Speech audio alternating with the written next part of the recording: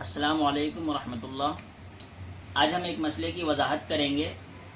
وہ مسئلہ یہ ہے کہ ہم مسلمان نکاح کے ذریعے سے ایک دوسرے کے لیے حلال ہوتے ہیں۔ اس نکاح میں ایک خطبہ پڑھا جاتا ہے۔ آج ہم آئیے اس خطبے کا معنی اور اس کا مطلب سمجھتے ہیں کہ اس میں آخر کہا کیا جاتا ہے۔ یہ بہت ہی امپورٹنٹ اور بہت ضروری چیز ہے جو ہر ایک مسلمان کو جاننا چاہیے، اس لیے کہ نکاح شادی یہ مسلمانوں کے ہی گھروں میں ہے، اس لیے ہمیں بیسک چیز کی معلومات بہت ضروری ہے اور اسے ہمیں سمجھنا چاہیے کہ قرآن اس میں خطبے میں کہا کیا جاتا ہے۔ تو سب سے پہلے خطبہ میں حمد اور ثنا کے بعد یعنی اللہ تبارک و تعالیٰ کی تعریف، حمد اور نبی پاک صلی اللہ علیہ وسلم کے اوپر درود وغیرہ پڑھنے کے بعد قرآن کریم کی 3 آیتیں پڑھی جاتی ہیں، جن میں سے ایک پہلی آیت ہے یا ایھا الذین آمنوا یا ایھا الناس اتقوا ربکم الذی خلقکم من نفس واحدہ وخلق منها زوجها وبث منہما رجالا کثیرا ونساء واتقوا اللہ الذی تساءلون به والارحام ان اللہ کان علیکم رقیبا۔ یہ ایک پہلی آیت ہے۔ آئیے ہم اس آیت کا مطلب سمجھتے ہیں کہ اس آیت میں اللہ تبارک و تعالیٰ نے کیا فرمایا ہے۔ اللہ تعالیٰ فرما رہا ہے کہ اے لوگو، ڈرتے رہو اپنے رب سے جس نے پیدا کیا تم کو ایک جان سے یعنی حضرت آدم علیہ السلام سے، اور پیدا کیا اس سے اس کا جوڑا یعنی دادی حوا کو حضرت آدم علیہ السلام سے ہی پیدا کیا، اور پھیلائے ان سے بہت سے مرد اور عورتیں، یعنی یہ جو مرد اور عورتوں کی نسل جو ہے یہ حضرت آدم علیہ السلام اور حضرت حوا علیہ السلام سے ہی چلی ہیں۔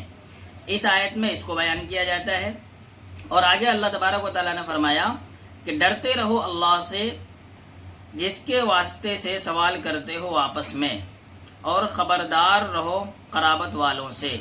واتقوا اللہ الذی تساءلون به والارحام ان اللہ کان علیکم رقیبا۔ قرابت والوں سے یعنی رشتہ داروں سے، جو رشتہ یہاں پہ ابھی قائم ہو رہا ہے ان لوگوں سے بھی کیا رہو، خبردار رہو۔ خبردار کا مطلب ہے کہ ان کے ساتھ کسی طرح کی بدسلوکی، کسی طرح سے کوئی ناجائز حرکت ان کے ساتھ مت کرو۔ کیوں؟ اس لیے کہ ان اللہ کان علیکم رقیبا، بے شک اللہ تبارک و تعالیٰ تمہارے اوپر نگہبان ہے، یعنی اللہ سب کچھ دیکھتا ہے اور جان رہا ہے۔ دوسری آیت جو ہم پڑھتے ہیں یا ایھا الذین آمنوا اتقوا اللہ حق تقاتہ ولا تموتن الا وانتم مسلمون، اس میں اللہ تبارک و تعالیٰ فرما رہے ہیں کہ اے ایمان والو، ڈرتے رہو اللہ سے جیسا اس سے ڈرنا چاہیے۔ اللہ سے جیسا ڈرنا چاہیے کا مطلب سمجھ رہے ہیں کہ آپ پھر کسی کے اوپر ناانصافی نہیں کر پائیں گے، کسی کا حق دبا نہیں پائیں گے، کسی کو اس کے حق سے محروم نہیں کر پائیں گے، کیونکہ جو شخص اللہ سے ڈرے گا وہ ان ساری زیادتیوں سے باز رہے گا۔ لہٰذا ڈرتے رہو اللہ سے جیسا اس سے ڈرنا چاہیے، اور نہ مرد ہرگز، اور آگے کیا ہے وَلَا تَمُوتُنَّ إِلَّا وَأَنْتُمْ مُسْلِمُونَ، اور تم کو موت نہ آئے مگر اس حالت میں کہ تم مسلمان اور کلمہ پڑھنے والے رہو۔ تیسری جو آیت ہے یا ایھا الذین آمنوا اتقوا اللہ وقولوا قولا سدیدا یصلح لکم اعمالکم ویغفر لکم ذنوبکم ومن یطع اللہ ورسولہ فقد فاز فوزا عظیما۔ اس میں اللہ تبارک و تعالیٰ تاکید کر رہے ہیں ایمان والوں کو کہ اے ایمان والو، ڈرتے رہو اللہ سے۔ یہ بار بار ڈرنے کی بات اللہ تبارک و تعالیٰ ان آیت میں فرما رہا ہے۔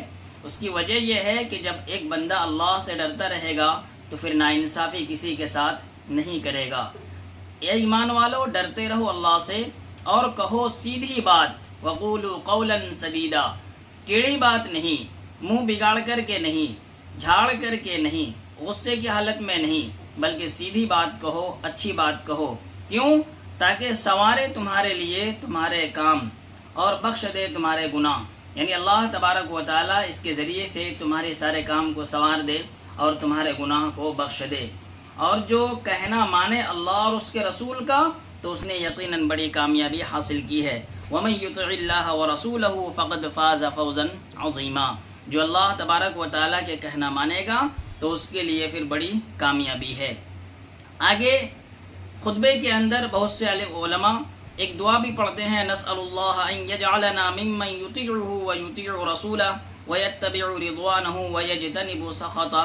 اس کا مطلب یہ ہے کہ ہم مانگتے ہیں کہ اے اللہ، ہم مانگتے ہیں کہ ہم کو بنا دے ان میں سے جو کہنا مانے آپ کا اور جو کہنا مانے آپ کے رسول جناب محمد رسول اللہ صلی اللہ علیہ وسلم کا، اور ہم لوگوں کو ان کی خوشنودی حاصل کر دے۔ ایک حدیث بھی پڑھی جاتی ہے، عام طور سے زیادہ تر لوگ تو صرف ایک ہی حدیث پڑھتے ہیں، نکاح من سنتی فمن رغب عن سنتی، لیکن ایک لمبی حدیث ہے جو بخاری اور مسلم میں روایت کی گئی ہے حضرت ابو ہریرہ رضی اللہ تعالیٰ عنہ سے۔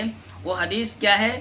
اس میں ہے کہ نبی کریم صلی اللہ علیہ وسلم نے فرمایا کہ تنکح المرأة لأربع لمالها او لحسبها او لجمالها او لدینها فاظفر بذات الدین، یعنی نکاح کی جاتی ہے عورت چار خوبیوں کے سبب، چار خوبیوں کی وجہ سے عورت سے نکاح کیا جاتا ہے۔ پہلی خوبی کیا ہے؟ یعنی دولت۔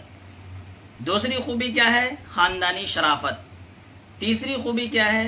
خوبصورتی، خوبصورتی کی وجہ سے بھی عورت سے نکاح کیا جاتا ہے۔